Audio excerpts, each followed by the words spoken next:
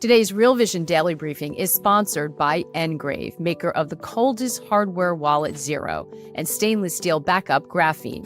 Engrave brings you the highest security in a touchscreen experience to safely manage all your crypto offline. Enjoy a 10% discount using code REALVISION at realvision.com/Engrave. Now to the top analysis of today's markets.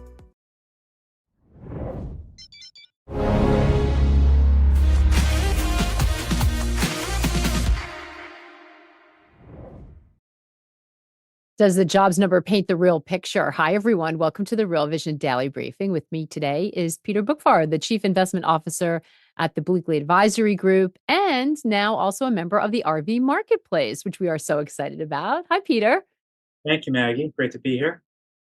So the great thing about your research and the work you do is that you really get under the hood of both the economic reports, the earnings reports. I mean, you look at this stuff in more detail than most people I know. So I'm interested to get your reaction to what was big news on both fronts, right? The U.S. non-farm payroll number blew away expectations, way stronger than anyone had anticipated, especially as we debate recession and Fed easing. And then on the earnings front, Meta earnings, way stronger than expected. Huge move in that stock today. The entire stock complex rallied off the back of that. S&P 500 at a record close. We saw treasury yields moving higher, though. So we're going to unpack all of it. Let's start with the data. What did you make of that jobs report? Maggie, I've been doing this for more than 30 years now, and I don't think I've ever been more confused about the economic picture as I am now. I mean, everything to me lined up for just a mediocre hiring number, whether it was just the ADP report on Wednesday, whether it's continuing claims that are near multi-year highs, whether it's the daily drumbeat of firings, even though you don't necessarily announce a hiring of all these firings, the employment component of manufacturing and services data, everything's pointing to a moderation in hiring. And also, even this week, heard from Manpower reported earnings, Robert Half reported earnings. Even Microsoft, when they talked about LinkedIn within their conference call, talked about a slowdown in hiring. And then all of a sudden you have this big upside surprise. But to complicate it even more is the household survey, the other side of the jobs calculation, that showed another decrease in jobs. Then you looked at hours worked, when if you don't include COVID, it was the lowest in 14 years. You have more people that are not working full time because of slack or they can't find full-time jobs. So it was rather a dizzying report. And I know that there's probably some seasonal adjustment issues, there were benchmark revisions. I think there was a lot of noise here, but it definitely complicates the broad economic story, which itself had so many mixed signals that it was tough to figure out. Yeah, that's why we keep saying this is such a hard macro environment we're in. By the way, I heard someone mention not only was this month strong, but they revised there were upward revisions to previous months. So that sort of is, again, if you're trying to say, okay, there's noise in this one, it kind of goes against what we're hearing. And we've been seeing these layoff headlines, by the way. And I love you pulling in the feedback from these other reports that people who are in the business of the employment market, and anecdotally what they're saying about it. It's exactly that kind of stuff that you do that I love. So it is. So what does the Fed do with this, Peter? We're confused. What about the Fed? Well, if you just look to Wednesday and listen to what Powell had to say, I think in a way Powell wants to trim rates. And I say trim rather than cut because he's not looking to just slash interest rates because he doesn't need to. Inflation's on the downside. Growth is still pretty good. So there's no reason for him to slash interest rates like the markets are begging him to do. Yeah. But if he does, it's because the economy is probably weak. And if he doesn't, it's because the economy is hanging in. But he basically told us that they're not going to have enough information by the March meeting to cut interest rates. And certainly today's payroll number gives them no reason to cut. But there are a lot of other cross currents that point to weakness in the economy, that I think that the Fed itself is probably just as confused as we are on this call and why they're going to just take their time.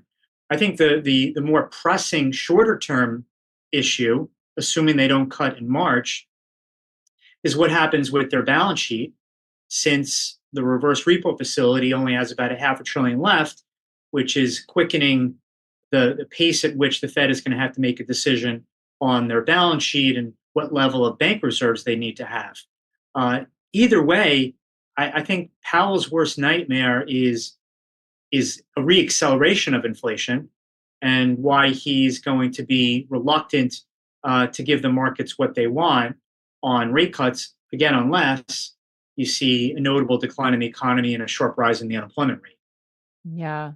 What do you make of the bond reaction we saw today? We did see yields move higher. I mean, we've seen them really spike in the past, and this was a pretty strong jobs report. They definitely moved quite a bit, but it was funny that you saw equities rally too. It doesn't seem like both can be right. I mean, that's a little bit interesting. You think that bond yields are going to have to continue to move higher against this confusing backdrop? What feels like equilibrium here? So the yields up through Friday, so Monday through Thursday, yields had fallen this week. Yeah. We did get a little back up in the short end on Wednesday with Powell, but I think today's payroll number is just a reminder that rates are still going to stay high for a while. And uh, if you want them to cut, they're not just going to tweak the Fed funds rate just because inflation goes from 3 to 2.5 or 2.5 to 2, because it's not just seeing a fall in inflation that they're waiting for. It's seeing inflation stay down after it drops. And that's still a process to see whether you have that sustainable drop in inflation. Sustainable is a word we've been hearing countless times from a variety of Fed members. I think we're in a situation where worries about debts and deficits seem to have gone away, but it was a worry last year. But I think it's going to reinforce itself. And whether Janet Yellen wants to sell more 2-year notes or 3-year notes rather than 10 years, regardless, we still have an enormous amount of treasury supply. I think the economy is still very mixed, where tax receipts are only mediocre. And there's still reason, in my opinion, to see a rise in long-term interest rates, even if short-term interest rates, which are obviously tethered to what the Fed is going to do, is going to stay relatively low. So we did get a nice uptick in the 2-year yield today of about, call it 15 basis points. It was almost as much as 20. But I still think that the prospect of rate cuts is going to keep that muted. But I still see the scenario of higher long-term interest rates. And I'm still pretty convinced that 5% is going to get retested again on the 10-year. And chances are we go through that, and not necessarily for good reasons. So I think net higher for longer is still here. And well, one of the consequences of that is another hit to commercial real estate, and New York Community Bank this week, and Azura. I don't know if I'm pronouncing that right. Yeah. And so there's still a lot of pain to be had with respect to the adjustment to higher interest rates. And You I you mean, read my mind, Peter, because yeah. that's exactly what I was thinking about when you're talking about rates possibly going back up to 5%. That higher rate environment we know has been so difficult for community banks. And we've been talking about that. A few of the guests we had on this week were like, listen, you see, it's not New York Community Bank in and of itself, but it's the reaction, what you see happen. And if everyone's been kicking the can down or extending and pretending until we get to better economic conditions, lower rates, so they could deal with this in an orderly manner. But if rates are back up at 5%, can that happen? Do we start to see the cracks in commercial real estate start to, you know, inflict some pain on the banking sector again? The interesting thing here is that unless you get a vertical rise in rental growth, even a good economy is not going to save your building Hmm. if your interest rate is going from 3 to 8%. And that's the problem, is that we're having trouble now, putting aside office, which has its own secular challenges. Let's take multifamily. Multifamily, the demand for rentals is great.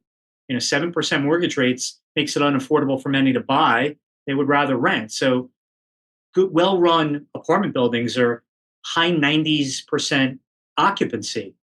But if you got too much debt, if you have debt coming due that was priced pre 2022, you're still going to be in trouble, even with a decent economy, even with a high rent roll. So saving you is either going to be you putting up more equity or the Fed cutting rates to zero again, which is not happening. Mm. So this lag of an impact from higher interest rates is much more drawn out than I think those calling for a recession last year ever imagined. And I thought we would definitely have a recession when, Fed funds rate goes from 0 to 5.5 in 18 months. It's easy to assume that you will. But what I'm seeing is that this is going to be the pernicious impact of that is just more drawn out. Now, interestingly, a lot of small to medium sized companies that have floating rate debt, well, they've probably seen the worst of it because their interest rates have skyrocketed. I'm talking companies whose interest expense doubled over the past year and a half. Mm. But now you're going to start impacting those businesses and bigger companies that have termed out their debt that is now coming due this year, 2025, 2026, that is going to reprice at a higher interest rate. Now, a lot of investment grade companies will be fine, they can handle it, but their interest expense will go up in that scenario. So, and even today with the market action, it wasn't until like this afternoon that the breadth on the S&P 500 actually went positive. I mean, Mm. today was one of the more bizarre stock market days with all the money piling into Meta and Amazon, and even Apple came off its lows, where everything else was left for dead. I think the Russell 2000 closed down today, and even the Nasdaq, the breadth was deeply negative. So it's just these bizarre days where, if the economy is so great, a lot more things should be rallying, but the economy is more mixed, and therefore you're getting a much more mixed stock market performance, but enough to scratch your head and make you even more confused with what the heck is going on out there. Yeah, great point. So I want to dig into that earnings and the conundrum about the narrow aspect or characteristic of this market, but the lag. I think this is really important to underscore the lag from that rate adjustment. It's taken so long that people think it's not going to happen. Uh, is that an overly complacent view? Because I think that um, there is a sense the economy is strong enough to be able to, and we talked about it with commercial real estate, but I think sort of writ large across the economy, as long as the economy is doing well, people think that it's sort of manageable. Do you think it's inescapable? Is there a way that outside of commercial real estate, that rate reset, maybe that pain people can muddle through and they're in a different circumstance? Is it going to be the hit on the economy that everyone thought it was going to be? Because we thought we haven't seen the defaults. We haven't seen the kind of fallout that you might expect. Is it still coming, or are people weirdly in a rolling way managing it? Well, there's no doubt that a part of corporate America is managing it, but that doesn't mean that they manage it and there's a free lunch. One of the two biggest drivers of profit margin expansion over the last 15 years when we discovered zero interest rates in QE was very low interest expense and very low labor costs. Mm. So while we may weather the rise in interest rates in terms of refinancing for a certain part of the corporate world, you're still talking about over the next couple of years, the highest corporate debt, or I should say total business debt as a percent of GDP that we've seen that is going to reprice in this higher interest rate environment. Whether it pushes us into a recession or not, we'll have to see. But I know a lot more money is going to be allocated to interest expense rather than other things. And that's what's going to keep a lid on overall profit margins. In addition to wages, while they've plateaued, it's still an issue for a lot of companies. I mean, I listened to a lot of conference calls over the past couple of weeks, and companies said, yeah, my raw material prices are going down. Supply chains have normalized. Well, now they're getting disrupted again if you're trying to get something through the Red Sea, of Yeah. course. But my labor costs are still very sticky, and that is keeping a lid on my profit margins. So that is still a factor here overall. But we know, at least in the housing market, what higher interest rates have done is turned it upside down, where you have the the level of existing home sales in 2023, low since 1995. But the new build part of the market, that's obviously doing better because of builders creating supply, but also buying down mortgages and creating discounts. So it's just this very strange market. I mean, even this week, when you talked about, I mean, if you listen to Starbucks, even talked about some moderation in their growth of people buying coffee, and Mondelez, who sells Ritz crackers and biscuits and chocolate and Oreo cookies, talking about a choiceful consumer, and Diageo selling liquor, talking about a choiceful consumer. And then you see Meta, and which is essentially an advertising company, doing great and This was is what's million so important. eyeballs. Yeah, this is exactly what I wanted to ask you. And Oliver, I see your question. It's kind of related, but so we have these confusing things, reason for concern, and that exactly your point about Meta. Is this a Meta execution story? I mean, we know they did a dividend for the first time. Or is this a broader comment on the strength of the consumer and the economy? Because they are essentially an advertising company that would normally be a bellwether of a robust economy. And there are going to be people who look at that and say, absolutely. Well, I think it's a combination of those. But when you think about Facebook said, or Meta said on the call, they touch, one of their apps touches 3 billion people a day. And when you think about how tethered and addicted we all are to our phones, they have this incredible captive audience. So you almost get their engagement. Now, those businesses that are advertising on their platform, yeah, they're going to be sensitive to the overall economy. But in terms of effectiveness, when you have 3 billion people looking at one of your apps, It's you're just going to do scale. great. Now, you look It's at scale. Amazon. Yeah. Amazon was up a lot today, but they had 13% revenue growth. AWS is down to low teens, 13% too. Like, those are pedestrian numbers, but there's still this cult mentality to these stocks. And that's why Amazon, even with a low teens revenue growth rate, and an operating margin line that trades like an EKG machine from quarter to quarter, can trade at 45, 50 times earnings. But interestingly, in this Mag 7, well, Tesla kind of fell out. We're Mag 6. You wonder whether Apple has much staying room in this group, because they had 2% growth, which after a few years of no growth, but you wonder what the catalysts are to see growth there. Google seeing slowdown in their advertising business, which is the core of Mm-hmm. their company, being searched. Now questions about how generative AI may disrupt their business. If I can search a question on generative AI or ChatGPT rather than Google, and maybe we're just left with Meta, Microsoft, and Nvidia. Which the irony of that would be is that in the movie Magnificent Seven, 4 died at the end, and there was only 3 left.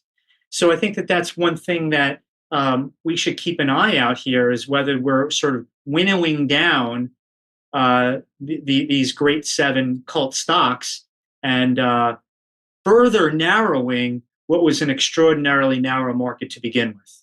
Right. And there's the question of, why do we fear that? So Oliver's saying, question for Peter, what do you think about the fact that the overall market didn't care about the unemployment numbers and that rates are probably not going down in March?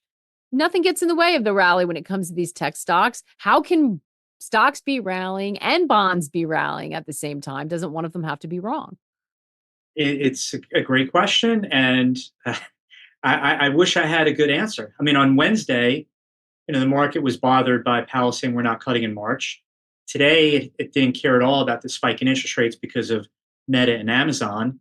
But even today, I mean, you had Microchip, which similar to Texas Instruments, saying that and I'm at a company that has, I think, over 100,000 customers in automotive and aerospace and communications and other areas of tech and industrials and automotive, saying that business is not good. So I wish I had a good answer. It's scratch your head type behavior, and just watching small caps just die on the vine, where a lot of them, like I've said before and probably on this channel, that A lot of these small, medium-sized companies advertise on Meta platform and Mm, advertise on Google, and you just it's hard to connect dots here. yeah. And we may I know that one of the things that we learned from last year is that, and you mentioned this, the lag from all the fiscal and the monetary, and it's just the timing is not fitting into any models. And so the signals of strength and weakness, it's hard to figure out which one's the pace car and if something is just a lagging sign as opposed to a forward indicator. All of it seems a little off based on the sort of information that we used to go off of because we're in such extraordinary times. Not to mention we remain there because we're in an election year, and so that's going to sort of confuse things. So there's a question because I want to move into the a little bit and look at the international picture before we talk about what you like, don't like, uh, because we know you keep an eye on all of it. Uh, Questions about China. I'll pull up the specific one in a minute, but what are you looking at in terms of China? Someone was talking about the fact that there was a time when we know the real estate bubble was bursting. Any headline on Evergrande, sent spooks through the whole global economy. That was liquidated. Nobody seemed to be paying attention to that either. What are you thinking about in terms of how China bolts onto this narrative? I think the key, there are a lot of moving pieces in China as well. I think it's a good thing that Evergrande went bankrupt and is getting liquidated, and a lot of other developers in China are getting thrown into bankruptcy and are liquidating. That's how you cleanse. But this takes time Mm, to do. I think China's focus right now, it's the Chinese government's focus, is to finish projects that have been started. Give the people that have put down deposits on uncompleted projects, let them get their apartments. And this is going to take more time, but we are moving through this sort of liquidation phase with a lot of these developers, which I think is a good thing. But it's very painful right now, particularly from not just the construction standpoint, but the value standpoint, because we know a lot of Chinese people have their wealth tied up in real estate. But on the other hand, you look at the Macau numbers, and they're doing great. Gross gaming revenue in China is back to where it was in Macau, is back to where it was in 2019. Domestic travel within China is above where it was in 2019. International travel is finally growing again as China is now eliminating the need for visas and they're trying to mm, make it easier to travel. Um, Manufacturing, when you look at Chinese manufacturing, well, they're experiencing the same challenge as US manufacturing is and European manufacturing is. But China manufacturing is still a powerhouse. And when the world starts spending on goods again, when the world starts to restock inventories again, Chinese manufacturing is going to do just fine. And the one thing that when you look at emerging markets generally, we had the most aggressive pace of rate hikes in 40 years, and not one emerging market blew up. yeah, that's extraordinary. Typically, emerging markets blow up when the Fed raises interest rates and the dollar gets stronger. That Yeah. didn't happen this time. There is something to be said for emerging markets. Now, of course, everyone's obsessed with Meta and Amazon and Microsoft and who cares about emerging markets, but there is something to be said about the resilience this time around with emerging markets. And I think that creates a lot of investment opportunities, which has been hasn't been seen in a while, and they've lagged tremendously. But I think how they weathered this tightening cycle says a lot. And I do think that this year, early next year, the Chinese economy is going to bottom out, particularly with how they're trying to at least ring fence real residential real estate right now, and that would be good for that entire region, uh, which I think would be beneficial to markets there as well. Yeah. Nick, that was from Nick, and he had a great follow-up question. Um, is China's struggles and India's positive performance a reflection of the global or West consumer sentiment? In other words, good versus services. The US spends more on services right now, benefits India, less on goods, hurts China. As long as that's in place, do we continue to see India outperform China? Yes, but India is also benefiting from its own internal growth. Mm. They're spending an enormous amount of money, trillions of dollars, on infrastructure, where from one spot to another 3 years ago would take you 7 hours. They're building new highways that'll take 2 hours.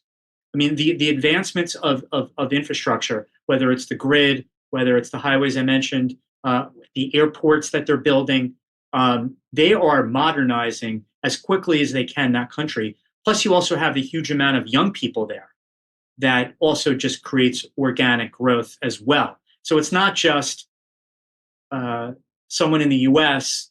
calling the airline and getting an operator in India that's helping them out. There's real organic growth going on over there that is benefiting from a few different levers, whereas China is still dealing with a debt hangover that manifested itself in residential real estate, and we know there's a lot of debt on the books of a lot of local governments. Yeah, absolutely. Uh, it's so interesting, right? Demographics, yeah, and there's been a lot of reform too in India, which has helped a lot. That's Um, so we have a question which I really like. It's another, you guys are on fire today. It's a really good question from Jay and Jay. How would Peter express economic uncertainty other than to hold cash while it gets 5%, or maybe not 5% now, but uh and wait for other buying opportunities. So that's one option. Is there another way that you like sort of holding here through this economic uncertainty? Well, cash obviously always is dry powder, but a lot of the uncertainty out there too is on the geopolitical side. We know I'm still very bullish on energy. I still think oil prices are going to $100. So that's sort of you can call that even defensive in a way. Precious metals for sure, which I've talked about for seemingly forever, which Yeah. I'm very bullish on. Uh, and just while it's not working, still finding cheap stuff. I mean, one of the ideas that I've been dead wrong on was I was pretty bullish that we were seeing the final phase of the bear market in the Hang Seng, speaking of China. Yeah. And here we are year to date, it's down about 10%. So, but I still think we're about there. And you're talking about a market trading at 7 times earnings. I mean, you go into a room of 100 people and you say who's going to buy who wants to buy the Hang Seng. I would bet no more than 2 people would raise their hand. But a lot of these companies that trade there are going to benefit from just the growth of Asia, generally speaking. It's going to benefit from the growth of the middle class, not just in China, but in India and Indonesia and Vietnam. Uh, also, and even within China, China's middle class is going to double over the next 5 years. And they're going to want to travel, and they're going to want to buy life insurance, and they're going to want to benefit from the trappings of a middle class rather than a lower Hmm. class. So Hmm. I still think looking at a multi-year time frame, it's prudent to look at the parts of the market that have just done poorly. And we're all trying to figure out when that turns, and it hasn't turned yet. We thought that November, December would broaden out the stock market, and people were buying small mid cap stocks. But it seemed like the calendar turned, and that died away. And here we are back to the love affair of these cult stocks. Even though, as I said earlier, uh, it seems that the Mag 7 is turning into the Mag 3. Yeah, I think that time frame is just what I was going to ask you. Thank you for saying that, because if you do have a multi-year horizon, you've got a longer runway to think about it. And it's hard, but this is when you want to buy stuff is when it's in the toilet, right? You don't want to buy it when it's rallying. That's the sort of classic advice. It's just hard to do because we always think, is it different? Is there something fundamental going on? Peter, by the way, Tommy Thornton says hi. He's in the chat. Hi, Tommy. Thanks for Thanks for joining us. watching. Uh, get on the platform. What are you doing in that chat though? I can't even see it because I don't have it up. Brian had to tell me. And Professor Christopher is giving some really good advice from his veteran trading view on the chat on the platform. So if you are not a member on the platform, move on over to that chat because there's some really good stuff going on there. So why, Peter, for people who are watching who go, listen, I'm exposed to Facebook and Nvidia in my 401. I'm loving what I'm seeing or in my portfolio. What's the danger of a market that is so narrowly focused like that? Why is that something that causes folks like you concern? Well, a year ago, we could have said we're concerned with the narrowness. I mean, that was the theme of 2023 up until November, December was the narrowness. But being a student of the market, we have 100 years of history that the broader the breadth is, the healthier the market is. And the more narrow tells you that you're sort of closer to the end of a bull market rather than at the beginning. And it's just the history lessons of market life. Mm-hmm. And if you assume that human nature doesn't change, this will be another lesson to be learned. And there'll be at some point where, and I like to say this, is that, Meta still breathes the same economic air as the rest of us. Amazon still breathes the same economic air. I mean, Amazon at the end of the day is a retailer, and they have a great cloud service business, but that business is slowing to a rather pedestrian growth. I think a lot of it is also psychology, and that you have a certain part of the market where people just are comfortable in these big names. Yeah. And when you look at the smaller names, over the last couple of years, there's just less coverage. There's some stocks, small stocks that have 5 analysts, where Amazon has got 80 different analysts, and that's just going to draw different attention and distract people from the rest of the market. But it's not healthy. But unhealthy markets can last. It's just you're getting even more extreme. And if I'm right that the Mag 7 is now just the Mag 3, and this is getting even more narrower, then we're getting really close to some inflection point here. And either the rest of the market's going to catch up, or this big cap party is going to come to an end. Yeah. I suspect I hear Tommy shaking his head in agreement because I know this is something he's concerned about and watches as well. It's tough stuff. It's tough sledding out there, but we love the detail and depth and nuance you bring, and reminding us all that there are things we need to watch out for, especially if you have a nearer term perspective. Very hard. It's recency bias, right? What's been working will always work. That's what everyone gets sucked into, and why so many feel kind of trapped and tethered to some of these high flying tech names. It's hard to pull the ripcord, but it's something we all need to sort of watch out for and make sure we're checking our framework and not getting swept up in the narrative. So always appreciate you coming on, Peter. Great stuff. Thanks, Maggie. I always appreciate being on.